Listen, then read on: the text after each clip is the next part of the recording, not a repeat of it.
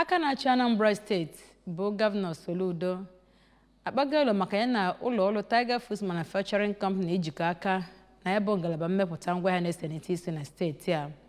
Govano Soludo kpọrọ oku mgbe ọ gbapere igwe eji emepụta akụrụngwa eji esi nri nke ya bụ ụlọ na kilomita 4 Onitsha Owerri Road Obosi.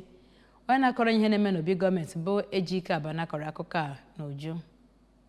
Ọ na-ekwu okwu, Govano Soludo kọwara nnọọ mbọ niile gọọmenti ya na-agba n'ihe gbasara ike ndị mmadụ mkpụrụ akụ oyibo nakwa akwụ, ma kwuo na gọọmenti ya ndị ha na ya ga-ejikọ aka ọnụ iji wee mee ihe dị iche iche ga-enye ọrụ. Gọvanọ gara n'iru kwuo na gọọmenti ya ebidogori itinye ọnụ nakwa ịma amụma inwe industrial park nakwa export emporium tinyere ndị ọzọ, ma kwuo na enwere ọtụtụ elele enwere ike ilite n'ihe gbasara akụmọrụ ugbo bụ nke gọọmenti ya na-agba mbọ nke ukwuu na ya. Na mbụ ka ndị ji ọkwa chairman nakwa managing director ụlọọrụ Tiger Foods, Chief Celestine Ebubeogu nakwa Don Ebubeogu kwuru ka ha si wee malite site n'aka nne ha iji wee bụrụ ihe ha bụ taa. Ha kwunwere na ha kere ajị n'ume n'ihe gbasara oku akụluo ụlọ gọọmenti n'ọgbụ a, ma dịkwa njikere ha na gọọmenti ijikọ aka ọnụ wee mee ihe ọbụla a chọrọ ka ha mee dị mma. Ọ kachasị n'ihe gbasara ọnọdụ akụnụba. Govano Soludo nke nwunye ya bụ Oliakụ Nonye Soludo so wee je ya bụ njem